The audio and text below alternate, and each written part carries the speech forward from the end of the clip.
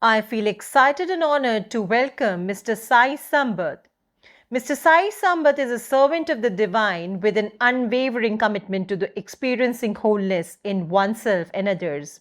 His psycho-spiritual evaluation spans 3 decades. In the early 1990s, intense process work over 5 years at the Indian Society for Individual and Societal Development enabled him to dissolve much of psychological conditioning and to embark on a lifelong spiritual journey. His close association with realized spiritual masters has provided him with the gift of non evaluative and non judgmental awareness and evolved levels of psycho spiritual, socio cultural, and ecological coherence. Sai has served as the chairman of the Constitution Committee, Indian Society for Individual and Social Development. He was also engaged in community building and marketing development for bell metal craftsmen in Kerala. Sai's professional expertise encompasses learning architecture, leadership development, knowledge management, and organizational development. Sai has served as the head of knowledge management and leadership development at Pegasus Academy and Consulting. Among other things, he has co created an organizational cone model for achieving value, culture, strategy alignment, and collaboration with the client.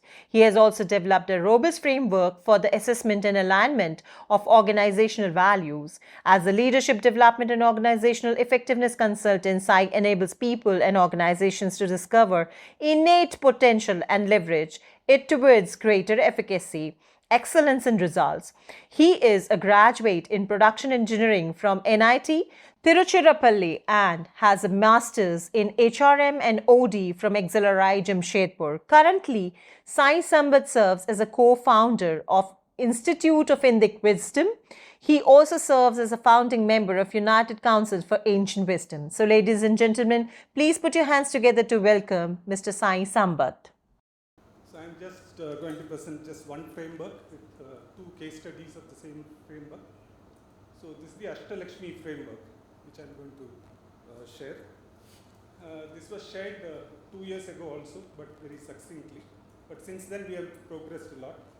So this is a work by myself and a person named Rajiv Natarajan, who is a colleague from TAVO, which is Totally Aligned Organization in Chennai. He has been working on the application through action research. So this was presented 2 years ago also. The Ashtalakshmi, 8 Lakshmis, which are,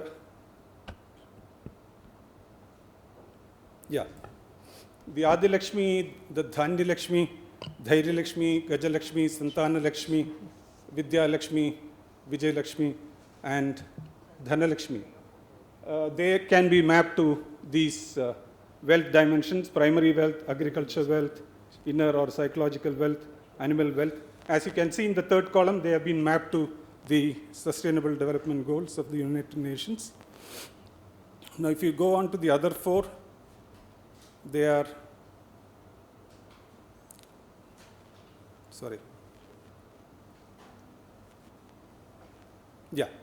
they are people wealth, success wealth, knowledge wealth, and monetary wealth. Nice.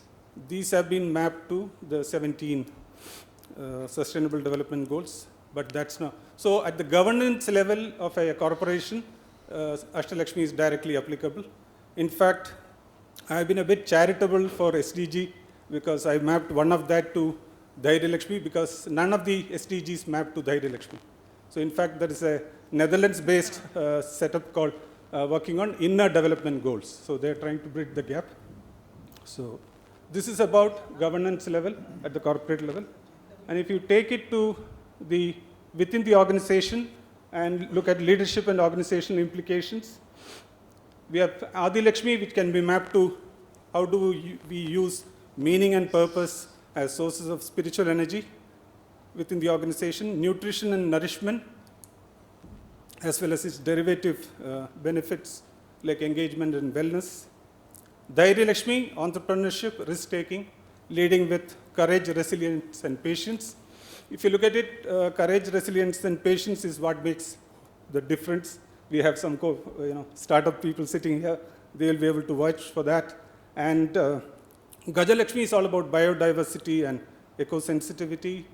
Santanalakshmi succession pipeline, future and long-term focus rather than looking at the current set of realities, diversity, cutting across gender, generational, cultural diversities. Vijayalakshmi, all of us are familiar. All of us thrive on this, which is achievement, excellence, and success. In fact, most of our lives, Vijayalakshmi and Dhanalakshmi overrule. That's why we have made a mess of the planet as a species. Vidyalakshmi is about creativity, innovation, organizational learning, and Dhanalakshmi is about, at a very sattvic level, financial prudence, balancing both short-term and long-term aspects. I'll be presenting two case studies, one at TAVO itself. TAVO has been using Ashtalakshmi to look at their projects, experiments, and publications by saying, whatever they do, is it enhancing any of the Lakshmis or is it diminishing one of the Lakshmis? I'm just presenting two aspects. They are working for a very well-known organization. Obviously, we cannot disclose the name, so we are just calling it Project QA. This is a program which they have been running for more than 100 batches, but that is coming to an end due to, one, high revenues. Dhanalakshmi is very high, but it is no more aligned to TAVO's purpose. So the Adi Lakshmi is getting diminished.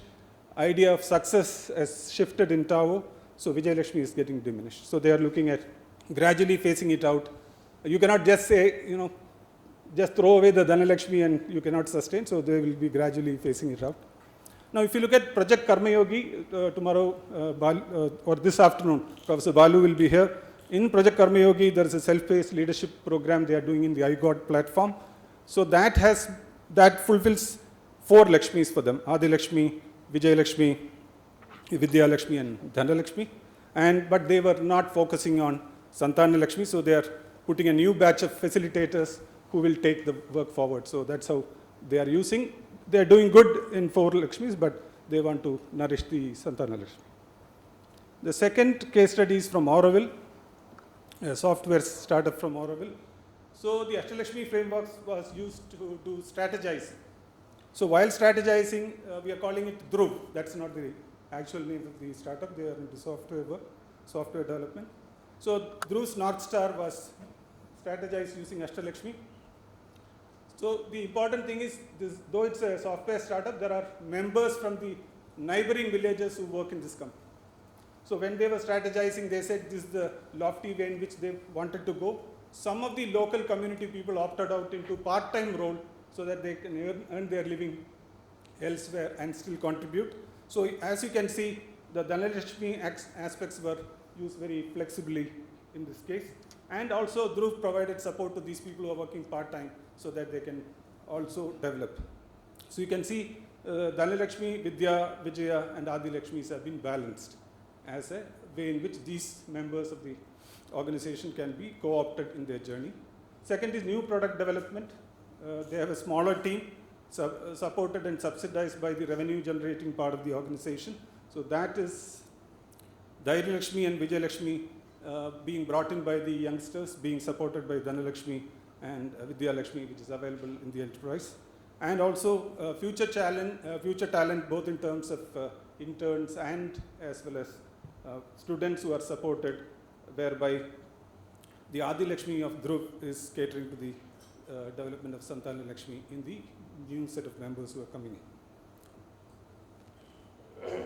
So as you can see in the Ashtalakshmi based organizational measurements and review, both at TAVO and Dhruv, there has been measurable, holistic and continuous way of evolving a journey, which is learning as well as enriching for the organization and also enriching for the members of the organization.